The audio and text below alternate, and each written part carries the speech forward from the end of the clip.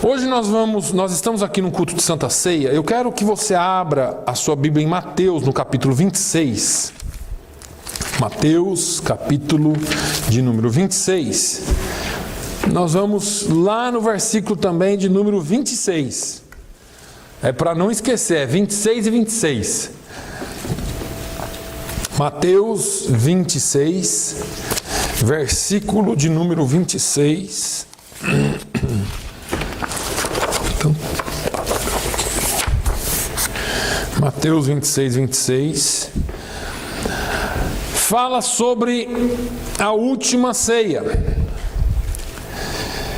Vamos ler o que esta palavra diz. Os versículos anteriores falam do momento em que eles se reúnem para a ceia, mas no 26 diz assim: enquanto comiam, Jesus tomou o pão e, abençoando-o, partiu e deu aos discípulos e disse: tomai e comei, isto é o meu corpo.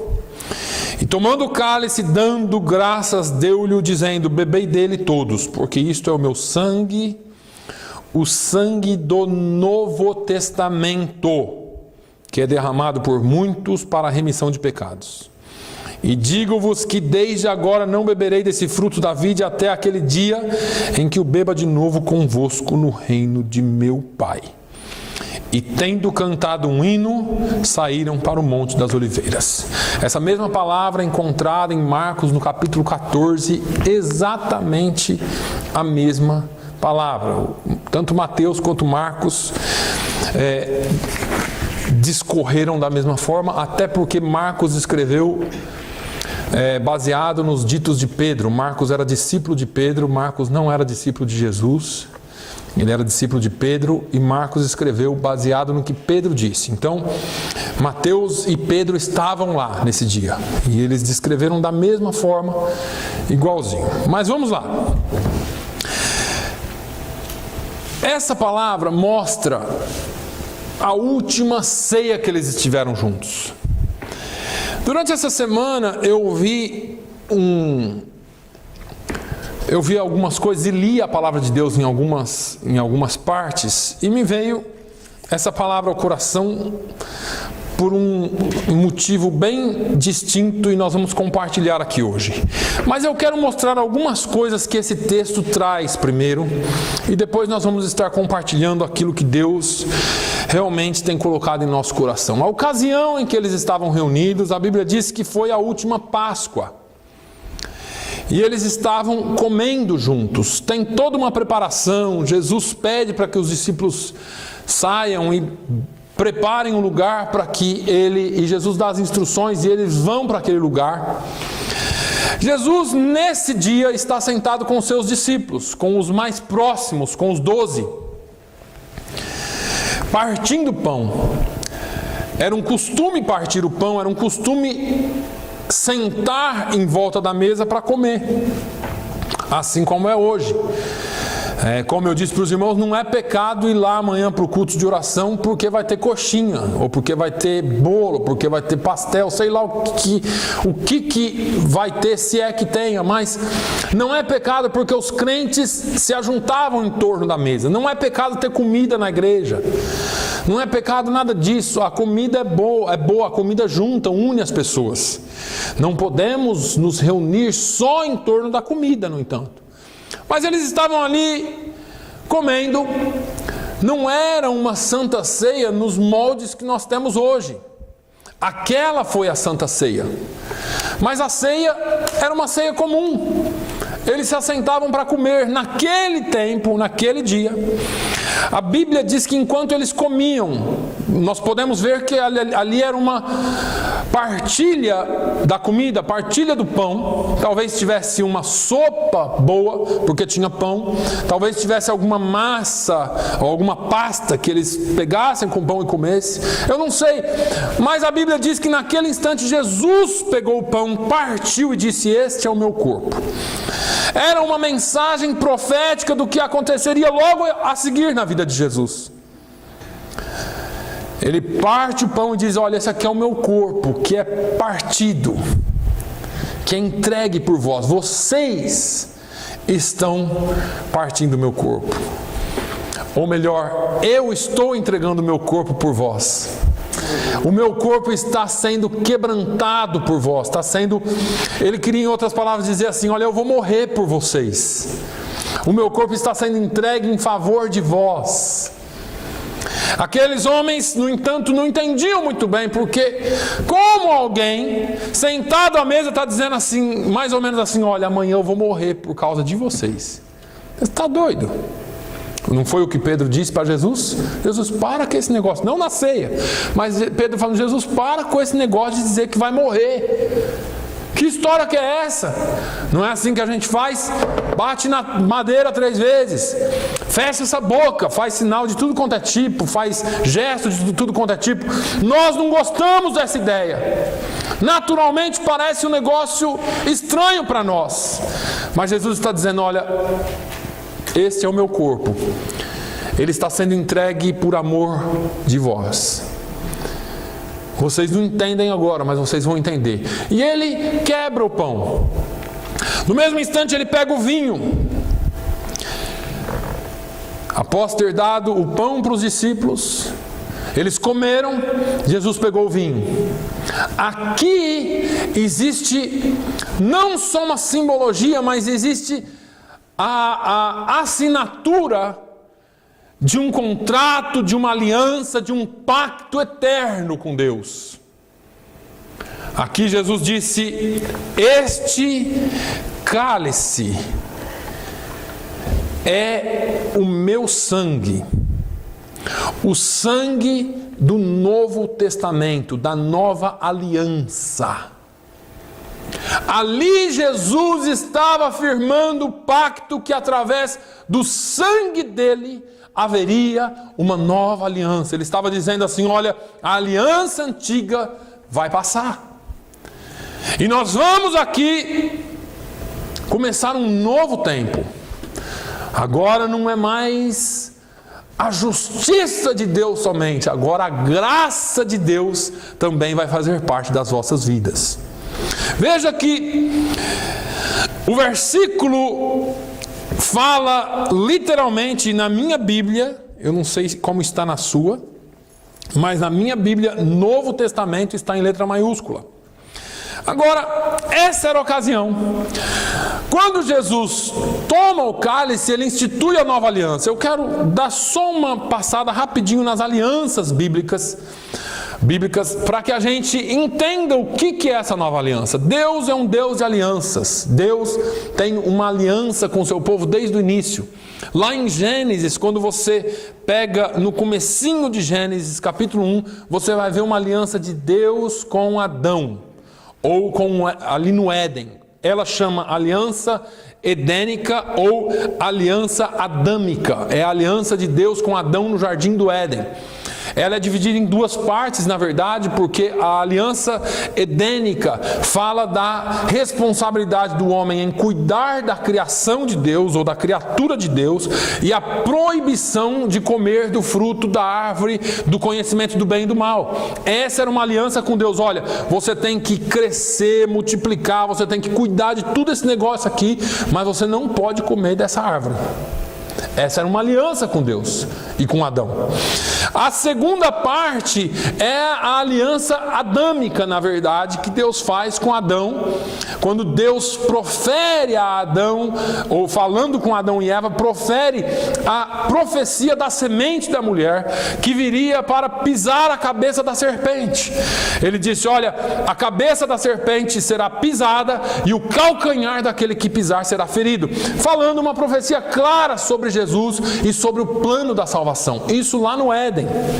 Depois vem a aliança noética, ou a aliança que Deus fez com Noé, lá em Gênesis 9, quando a arca para no Monte Ararat, e lá Deus fala com Noé, fala: olha, nunca mais eu destruirei a humanidade através do dilúvio. Não haverá mais água a ponto de destruir o ser humano. E Deus faz uma aliança, coloca o arco-íris no céu, e a Bíblia diz que aquela aliança de Deus com Noé, essa é uma aliança eterna, não passa. Vem a aliança abrâmica, que nós vamos ver lá em Gênesis a partir do capítulo 12. é quando Deus faz as promessas a Abraão. Ele fala: olha, sai da tua casa, do meio da casa dos teus pais, da tua parentela, vai para uma terra que eu haverei de te mostrar, e eu farei de ti uma grande nação, dar-te-ei uma semente. A principal promessa de Deus para Abraão é a semente, porque é da semente de Abraão que viria o Salvador. É a promessa de Deus da semente. E aí tem essa promessa, essa aliança. Aí vem a aliança palestiniana, aliança da Palestina, que Deus promete aumentar o território dado a Abraão. Está lá em Deuteronômio, no capítulo 30. Depois vem a aliança mosaica, Deuteronômio 11, a bênção condicional, e que era a bênção condicionada, ou seja, você obedece, haverá bênção. Se você desobedecer, haverá maldição. Nós conhecemos Deuteronômio 28, que é um dos clássicos da bênção e da maldição, a aliança de Deus com o homem, com o seu povo. Aí vem a aliança davídica. Irmãos, a aliança davídica talvez para nós seja uma das mais importantes. Está lá em 2 Samuel, capítulo 7, porque a aliança davídica amplifica o aspecto da semente, falando do homem, de Jesus, que foi falada lá na aliança abrâmica. As promessas feitas a Davi nessa passagem são das mais significativas para nós. Por quê? Deus prometeu que a linhagem de Davi duraria para sempre e que o seu reino jamais deixaria de existir. Seria permanente, seria para sempre. Deus fala: olha, de Davi sairá, ou da casa de Davi sairá a semente, ou sairá um que reinará e governará para sempre. Falando, é claro, de Jesus. Aí vem a nova aliança. Nós lemos aqui a nova aliança, mas a nova aliança ela foi prometida em Jeremias, no capítulo 31, dos versos 31 ao 34. Deus diz assim através do profeta Jeremias, ele diz: eis que dias vêm, diz o Senhor, em que farei uma aliança nova com a casa de Israel. Lembre-se que o que imperava agora era a aliança mosaica e davídica.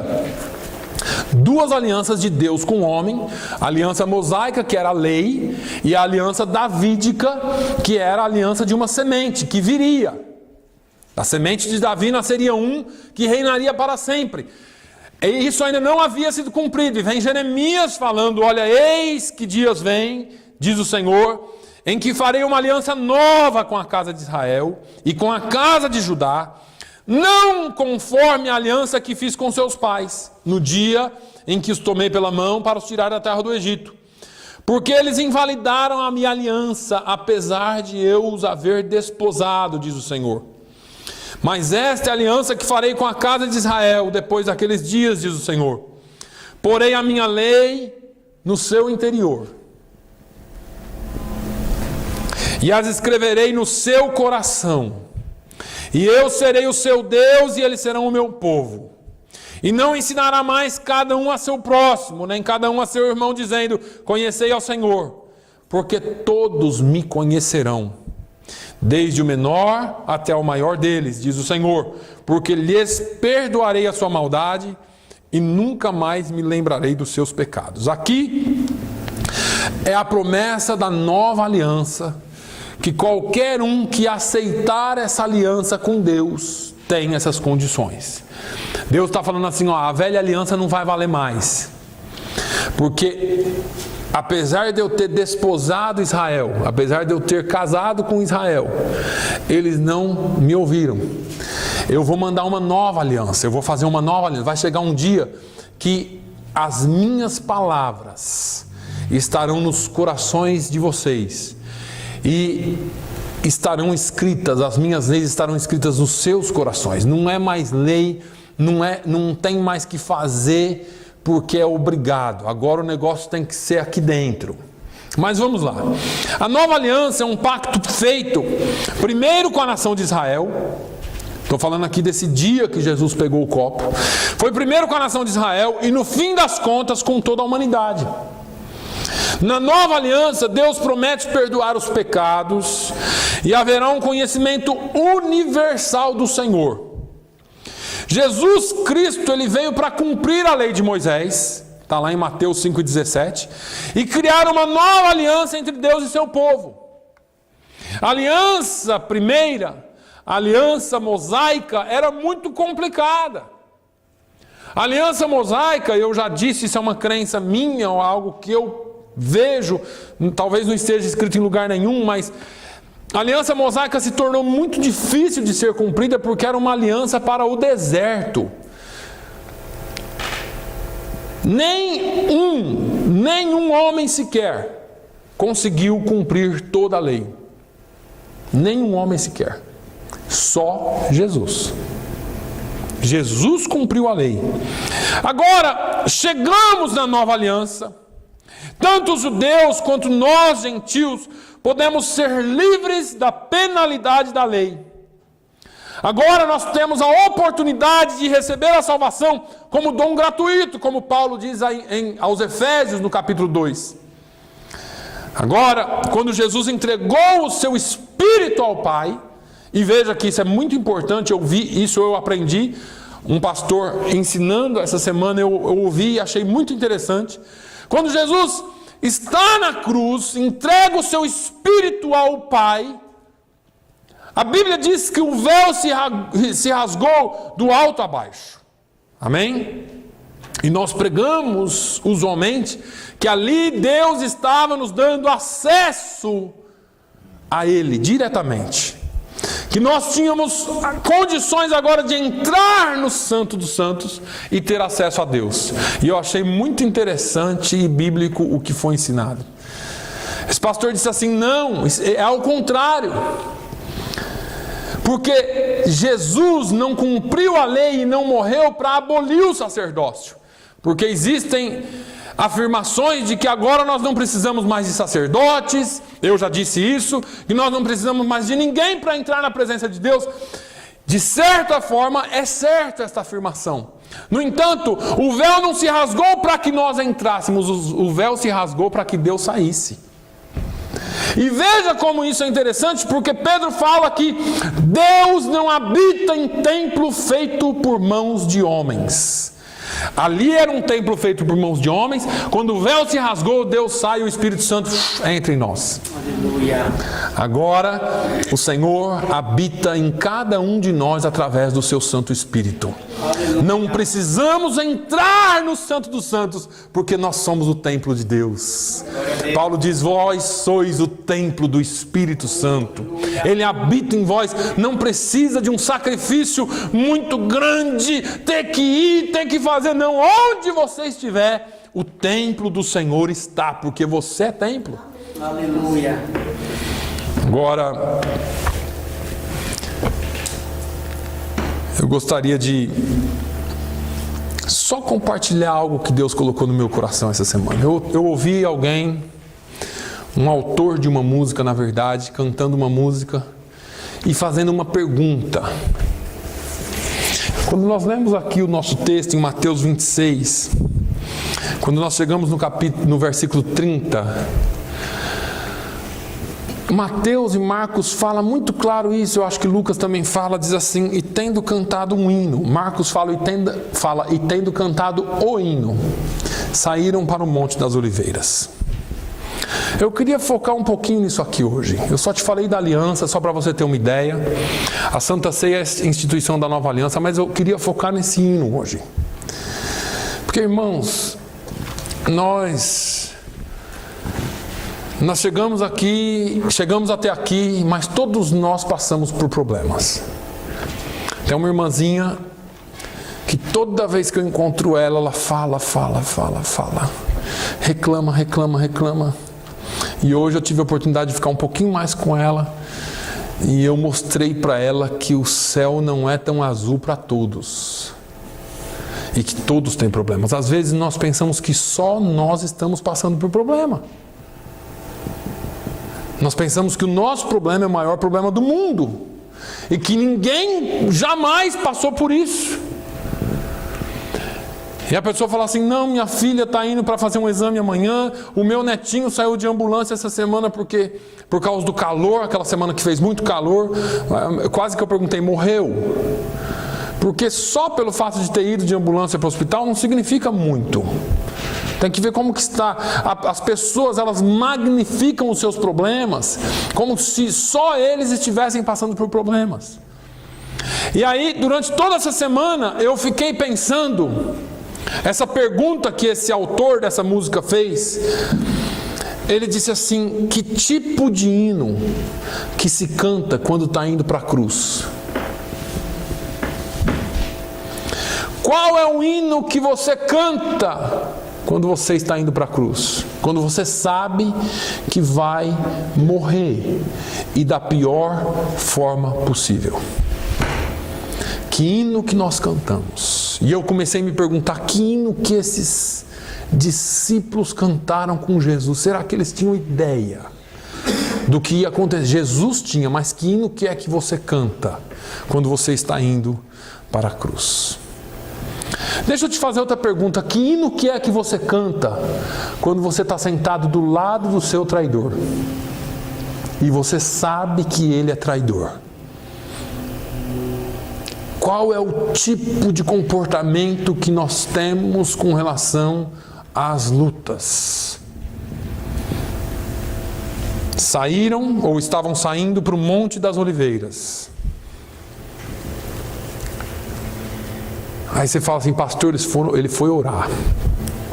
Ele foi orar. Jesus foi orar. O clima era tão pesado. Lá no Monte das Oliveiras tem um lugar chamado Getsemane. Diz aí na sua Bíblia. Getsemane é uma palavra transliterada do aramaico Gath Shemen. Significa lagar de azeite.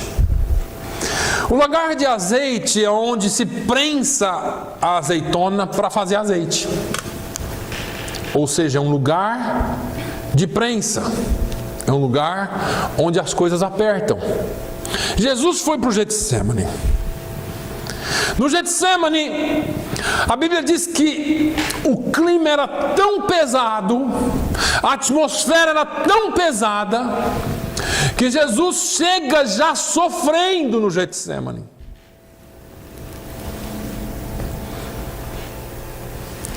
No versículo 36 do texto que nós lemos, diz assim, do texto que nós estamos em Mateus 26, diz: então chegou Jesus com eles a um lugar chamado Getsemane e disse a seus discípulos: assentai-vos aqui enquanto vou além orar.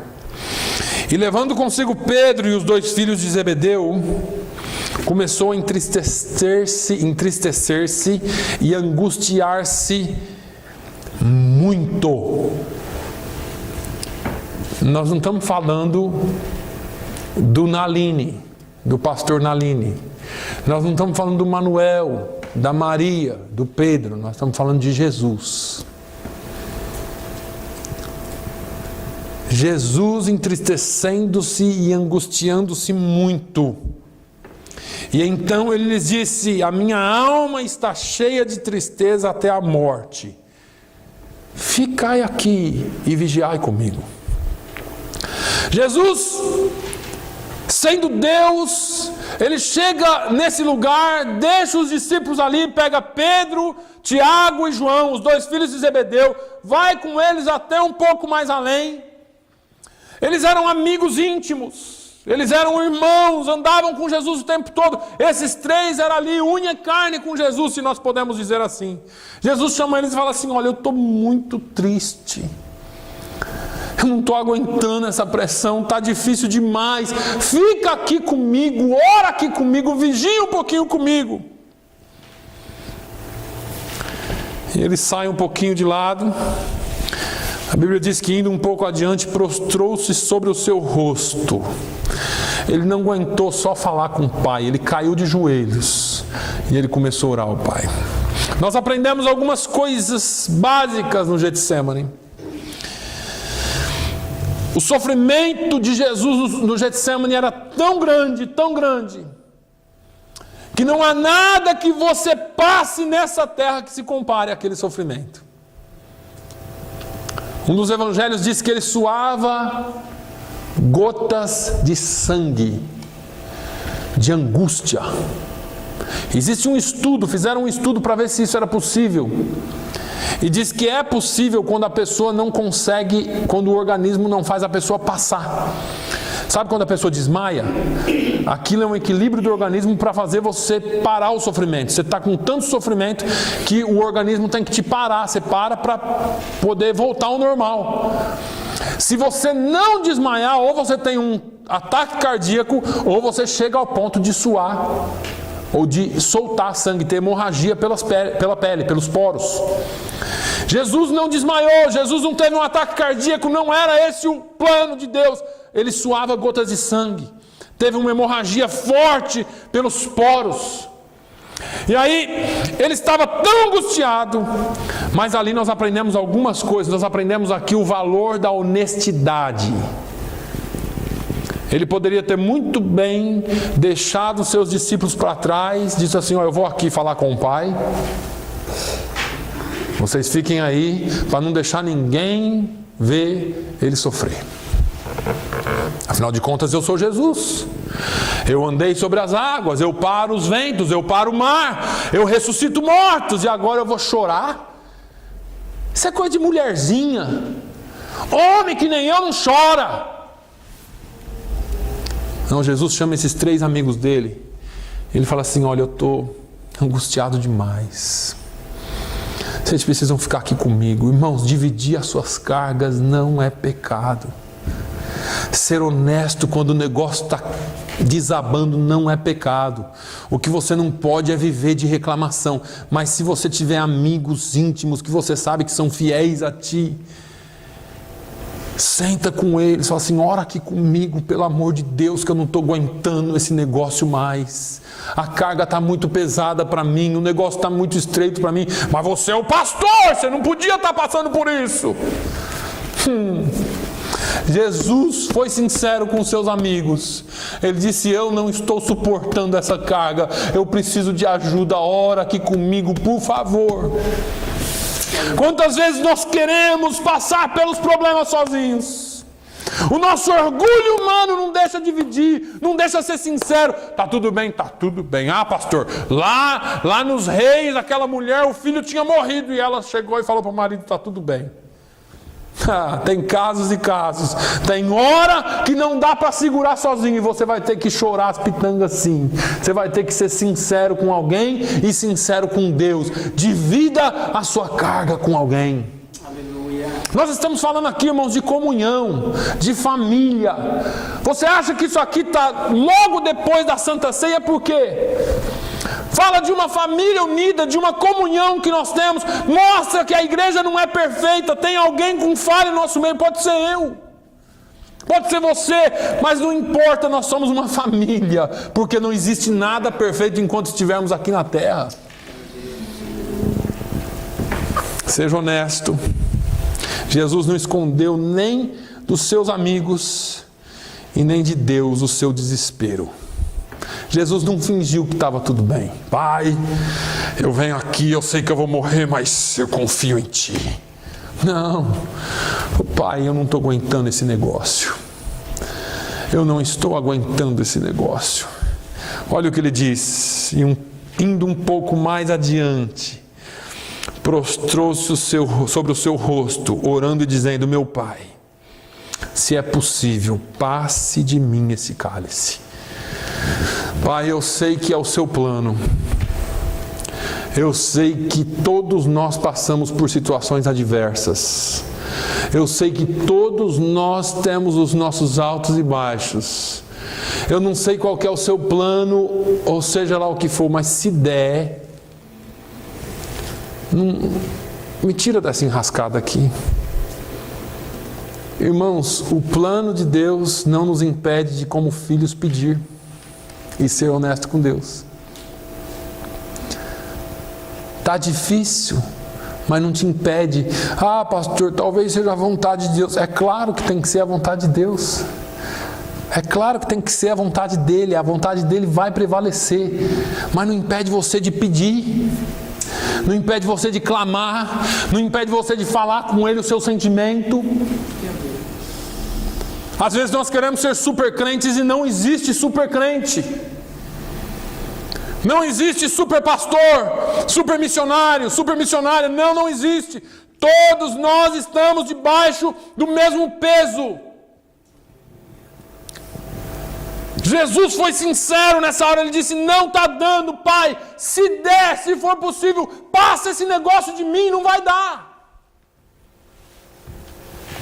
A segunda coisa que nós aprendemos aqui, no entanto, é a importância da vontade de Deus. Mesmo Jesus sendo humano, mesmo não querendo passar pelo sofrimento, porque ninguém quer.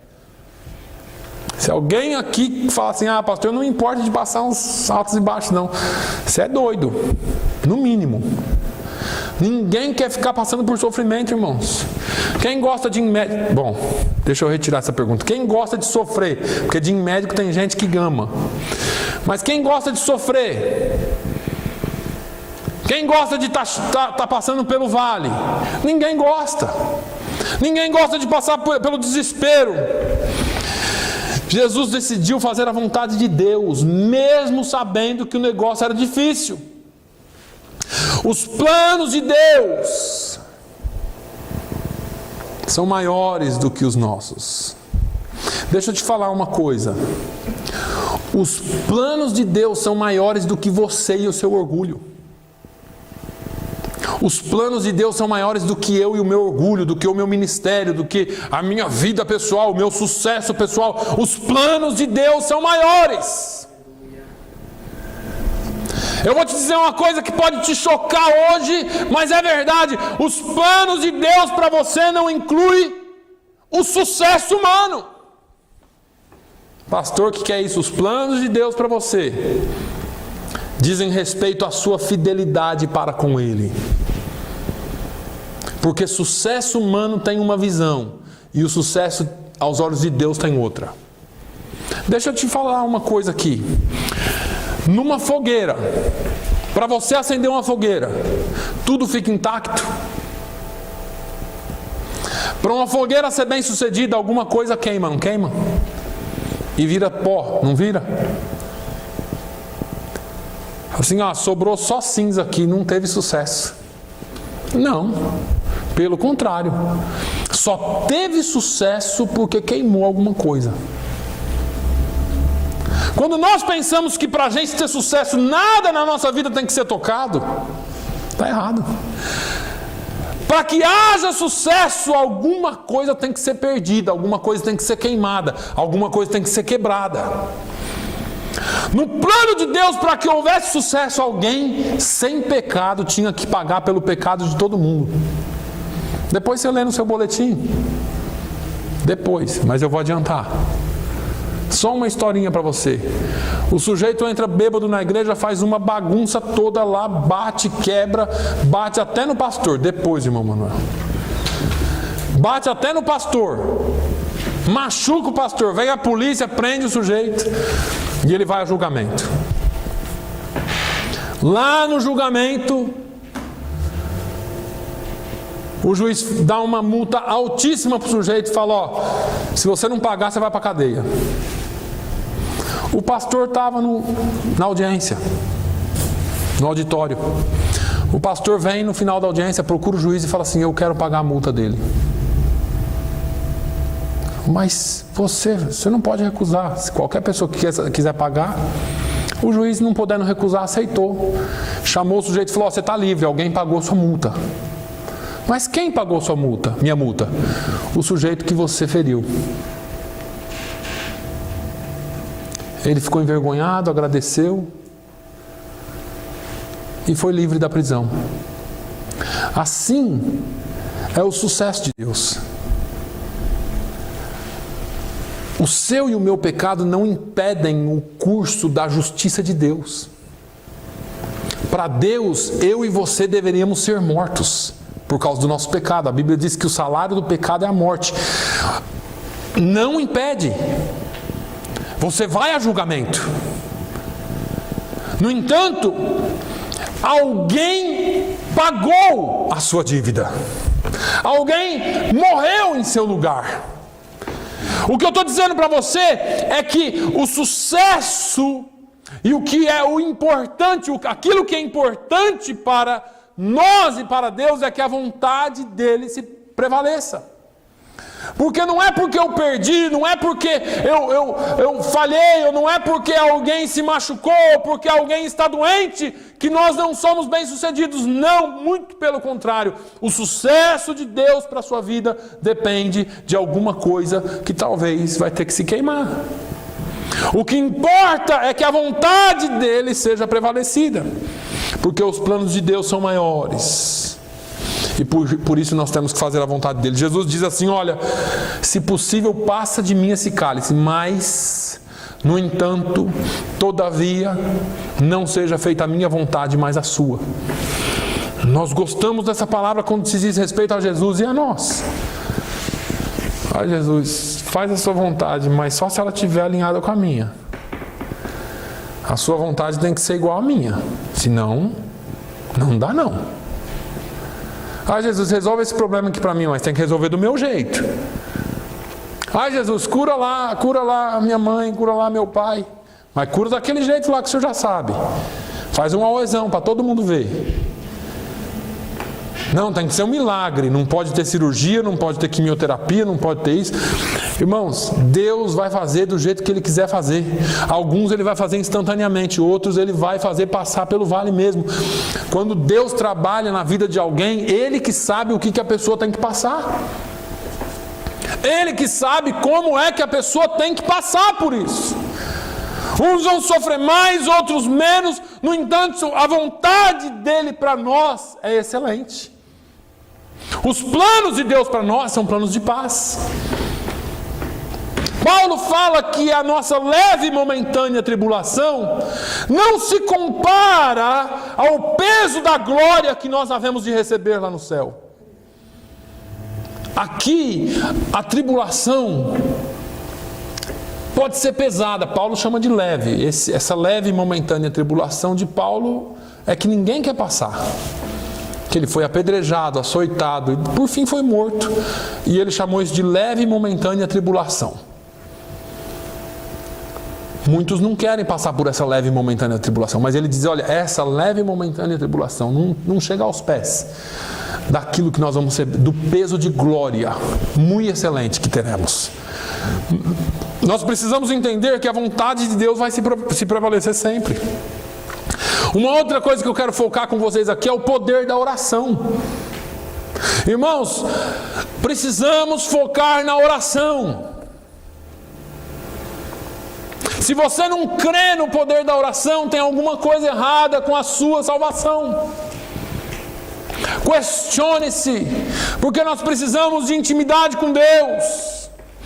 Depois que Jesus orou no Getsemane, ele volta lá 2 vezes, fala com os discípulos estão dormindo. Ele pediu, sabe quando você pede ajuda? O sujeito fala, não, fica tranquilo, tá? É nós, né? Como os paulistas, é nós na fita. Tamo junto, mano. Mas não sai nada dali. A pessoa não te ajuda, você conta com alguém não estende a mão para você. Não, tamo junto, mas não tá. É só de papo. Aí, Jesus vai e fala com os discípulos, não, estamos juntos, mestre. Só que Jesus volta lá, eles estão dormindo. Assim, ô Pedro, Tiago, João, era para vocês estarem orando. Eu estou sofrendo aqui, do lado aqui de vocês estão aí dormindo. Aí Jesus sai de novo e vai orar de novo. Aí Jesus volta e fala assim, escuta, agora dorme. Agora pode dormir, agora pode morar e repousar. Chegou a hora. Agora chegou a hora, não tem mais volta. Eu acredito que quando Jesus falou assim, Pai, seja feita a tua vontade, eu imagino que Deus falou assim, é agora, filho. E aí ele vem e fala para os discípulos, se vocês quiserem dormir agora, dorme, mas aí agora, a melhor coisa que você faz para acordar alguém é falar, agora você dorme, agora não tem mais nada que fazer. A pessoa aí não consegue mais dormir, né? Foi o que aconteceu com Pedro, Tiago e João. Eles aí levantaram, aí Jesus falou, bom, já que vocês levantaram, vamos lá. Levantai-vos, partamos, eis que é chegado o que me trai. A oração ela tem um poder tão grande que quando Jesus orou, quando ele tinha certeza que tinha chegado a hora de ser consumado todo aquele plano de Deus, quando ele passou por todo aquele vale, aquela tristeza, ali ele falou assim, bom, agora é hora, não tem mais volta. E eu acredito que Deus encheu ele de poder, de coragem, para ele poder enfrentar esse momento. Irmãos, quando nós oramos, e a resposta de Deus vem assim, olha, você vai passar, mas você vai ter que passar, porque eu não vou te livrar. A gente lê essas coisas na Bíblia, e a gente prefere acreditar naquele evangelho mágico que alguns pregam. Não, você é crente, não vai acontecer nada com você não. Não vai ter dor no pé não, Cid. Tá amarrado esse negócio aí. Não, que... E a gente fica, eu não aceito isso. Eu amarro em nome de Jesus. Amarra, decreta, declara, faz o que quiser. Se você tiver que passar, nada disso vai valer. Agora existe uma promessa. Se passares pelas águas, eu passarei contigo. Aleluia. E elas não te submergirão. Se passares pelo fogo, chama alguma arderá em ti, porque eu passarei contigo. Irmãos, o cristianismo não nos livra do sofrimento, nos dá poder para enfrentar o sofrimento. Aleluia. Ser crentes em Deus não é pensar que o Deus que é fiel, porque os crentes usam esse negócio assim. Não, Paulo fala para Timóteo que mesmo que nós somos infiéis, ele permanece fiel. Ele é fiel. E ele é tão fiel que ele é fiel à sua palavra. E a palavra dele não volta atrás. Tem crente que acha e usa essa palavra para dizer que Deus é fiel e nós não vamos passar por nada. Então rasga a Bíblia, porque ele diz que nós vamos passar. E ele é fiel à sua palavra. No mundo tereis aflições. Jesus disse isso. Tem de bom ânimo.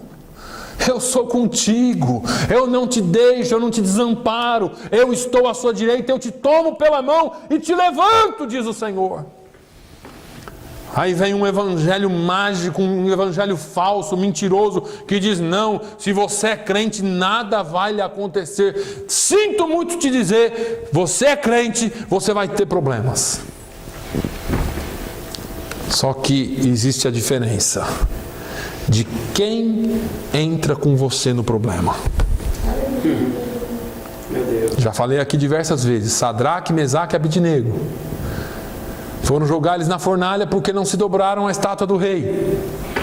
Os soldados que foram jogar eles lá estavam sozinhos.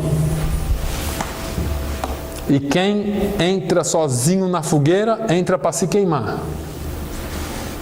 Morreram de longe. Abriu a porta da fogueira, da fornalha, puf, matou os soldados. Entra Sadraque, Mesaque e Abednego na fornalha. E o rei fala assim, tem alguma coisa errada. Por que, rei? Quantos nós lançamos lá dentro? 3. Eu vejo 4.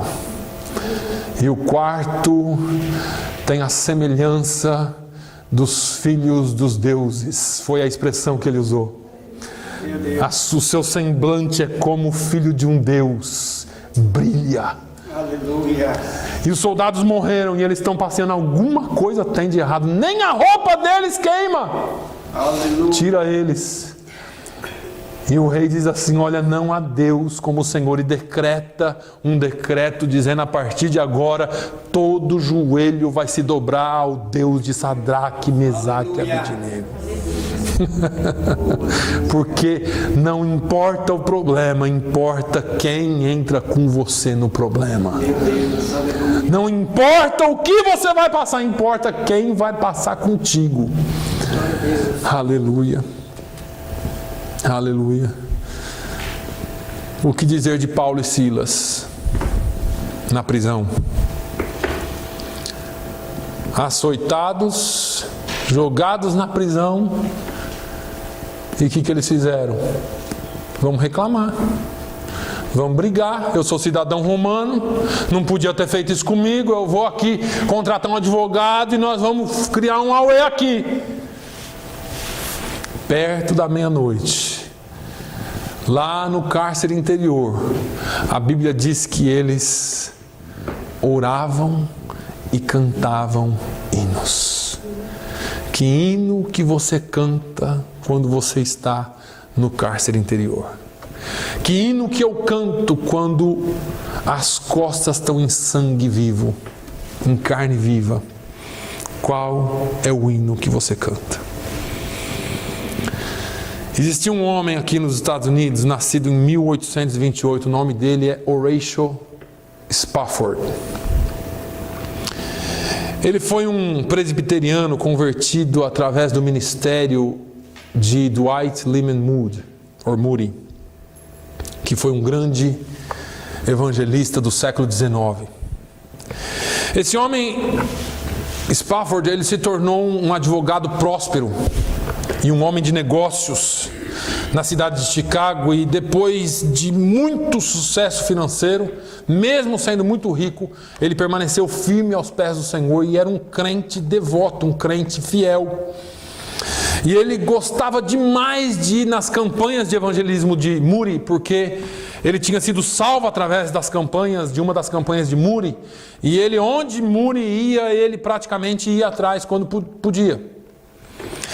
Ele gostava da música, gostava de cantar, e ele gostava muito da palavra de Deus. Ele lia a palavra de Deus com muito afinco. Ele tinha feito muitos investimentos na cidade de Chicago. Ele era um homem muito rico em Chicago. E no ano de 1871, aconteceu um dos maiores incêndios na cidade de Chicago. Esse incêndio matou milhares ou centenas de pessoas e deixou milhares desabrigados. Ele teve uma grande perda financeira, porque 1/3 da cidade de Chicago foi queimado. Ele perdeu muito, todos os imóveis que ele tinha praticamente estavam naquela área, ele perdeu tudo. Ainda não existia seguro, essas coisas na época. Perdeu tudo que tinha. Mesmo tendo perdido, ele nunca desistiu da sua fé, e ele ajudou muito as pessoas que ficaram desabrigadas. Ele e sua esposa ajudaram demais as pessoas. Durante 2 anos, eles ajudaram essas pessoas a restaurarem as suas vidas. Não bastasse esse terrível abalo financeiro na vida dele, um dia ele perdeu um filho de 4 anos para uma febre. Deu tipo de uma febre num filho dele. Ele tinha 4 filhas e um filho. O filho morreu com 4 anos de idade. E ele continuou firme nos pés do Senhor. Um dia ele recebeu uma notícia de que Moody estaria fazendo uma grande cruzada na cidade de Sankey, na Inglaterra, que foi no ano de 1873, e ele, ainda abalado com a morte do filho, falou para a esposa e para as filhas, falou: eu vou comprar os tickets, nós vamos de navio para a Inglaterra nessa cruzada, porque a coisa não tem sido fácil, a gente tem trabalhado demais, perda, morte, nós vamos para essa cruzada e vamos ouvir o que Deus tem para falar. No dia do embarque aconteceu uma emergência. Spafford não pôde ir. A sua esposa e 4 filhas foram. Num determinado ponto da viagem, um outro navio inglês bateu no navio em que elas estavam. E o navio afundou numa velocidade recorde de 12 minutos. Poucos se salvaram. Os sobreviventes foram resgatados e levados para um determinado lugar. E dias depois, da cidade de Cardiff, no país de Gales, a mulher de Spafford mandou um telegrama ao seu marido dizendo assim: salva, porém só. Ela havia perdido as 4 filhas no naufrágio. Spafford comprou um bilhete e viajou imediatamente para o país de Gales.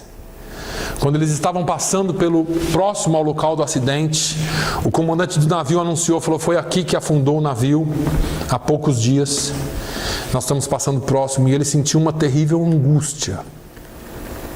Ele desceu para a sua cabine e começou a orar. E durante essa oração, ele escreveu um dos hinos mais belos que nós cantamos. A tradução literal do hino diz assim: quando a paz como um rio atravessa o meu caminho, quando tristezas como as ondas do mar me inundam, seja qual for a minha porção, tu me ensinas que tudo está bem com a minha alma. E ele canta: tudo está bem com a minha alma. Ainda que Satanás me ataque, se provações me vêm, quando eu deixe esta segurança controlar-me, Cristo já considerou a minha triste situação e derramou seu próprio sangue pela minha alma. Tudo vai bem com a minha alma. Para mim, portanto, viver é Cristo daqui para frente. Se o Jordão acima de mim rolar, nenhuma dor intensa provarei, pois na morte e na vida tu hás de sussurrar paz para a minha alma. Tudo vai bem com a minha alma. Senhor, é por tua vinda que nós esperamos. O céu e não o túmulo é o nosso alvo. Ó trombeta do anjo, ó voz do Senhor, esperança e descanso, abençoados da minha alma. Tudo vai bem com a minha alma. Um homem que perdeu um filho, perdeu os bens, perdeu 4 filhas. Quando entra na presença de Deus, ele começa a escrever, e apesar de todas as lutas, ele diz: tudo vai bem com a minha alma. Qual é o hino que você canta?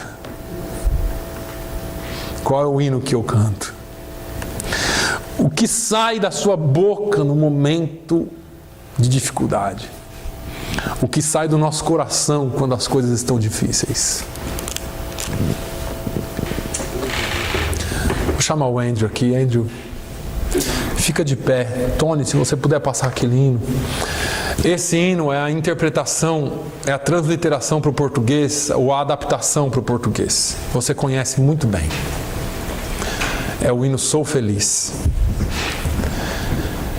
Na dificuldade, ele escreveu: It is well with my soul. Está tudo bem com a minha alma. E no português, a interpretação e a adaptação mais próxima foi Sou Feliz. Se paz a mais doce me deres gozar, se dor a mais forte sofrer, ó seja o que for, tu me fazes saber que feliz com Jesus sempre sou. Sou feliz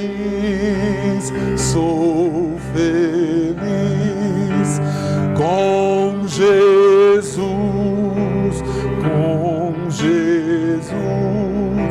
sou feliz com Jesus, meu Senhor.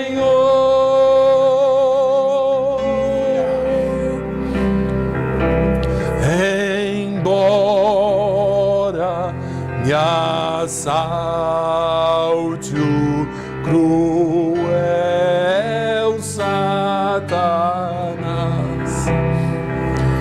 e ataque com 1000 tentações,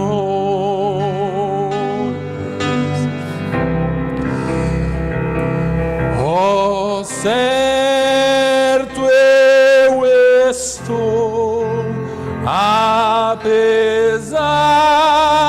de aflições, que feliz eu serei com Jesus.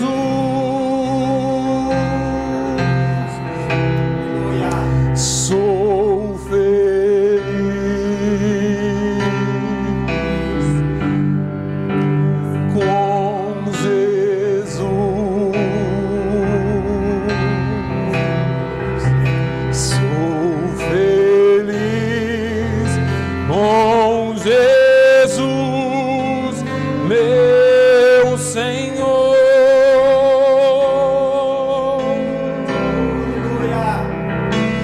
meu triste pecado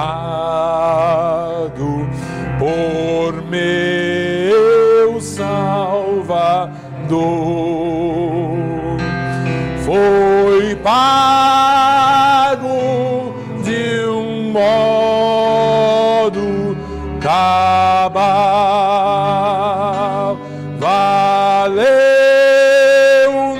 o Senhor, ó mercê sem igual. Sou feliz, graças dou a Jesus.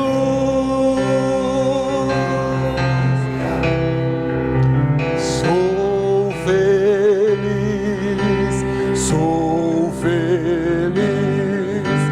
com Jesus, com Jesus. Sou feliz com Jesus, meu Senhor.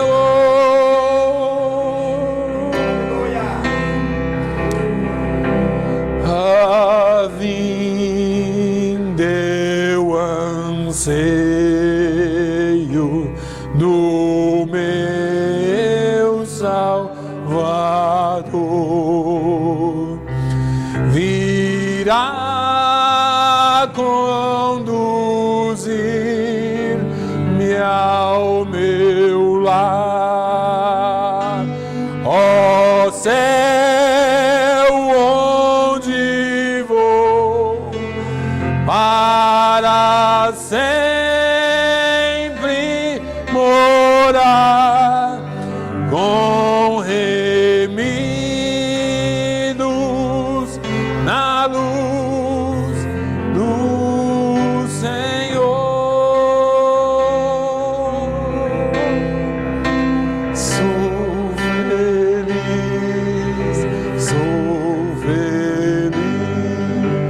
com Jesus, com Jesus.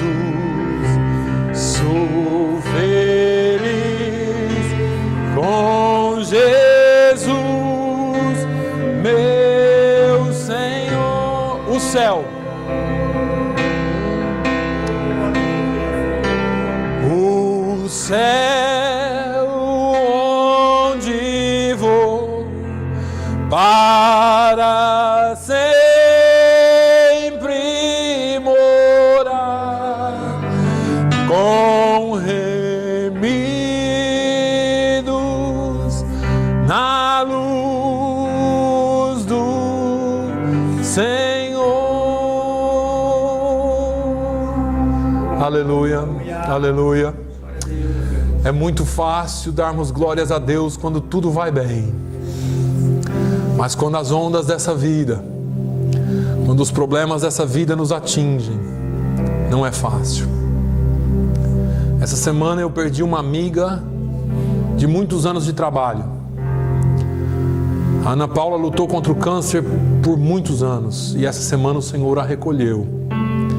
Eu quero usar esse vídeo não só para mandar as minhas condolências à família, mas para dizer que dá para ser feliz com Jesus. Aleluia. Amém. Dá para ser feliz com Jesus. Que o Senhor conforte a família, que o Senhor fortaleça a família, porque há esperança, há felicidade no Senhor. Pai, nós te louvamos pelos momentos de dificuldade, pelos momentos de alegria e pelos momentos de tristeza. Ensina-nos a encontrar a paz em Ti, Senhor, porque Tu és a nossa paz. Que o Senhor nos alcance, que o Senhor e a Tua paz nos alcance sempre. Que a Tua felicidade, a Tua alegria, a Tua paz que excede todo o entendimento, que diante das tempestades, das perdas, nós possamos dizer, ó Deus, está tudo bem com a minha alma, vai tudo bem com a minha alma, porque nós temos a certeza que o Senhor está conosco, vai tudo bem. Isso não é uma afirmação positiva, Isso é uma certeza de que nós somos o templo do Espírito Santo. E que um dia nós estaremos na glória contigo, Senhor. Porque o dia que o Senhor nos chamar, nós estaremos bem, a nossa alma vai bem com o Senhor. Muito obrigado, Jesus. Muito obrigado por essa certeza. No nome de Jesus nós oramos e agradecemos. Amém.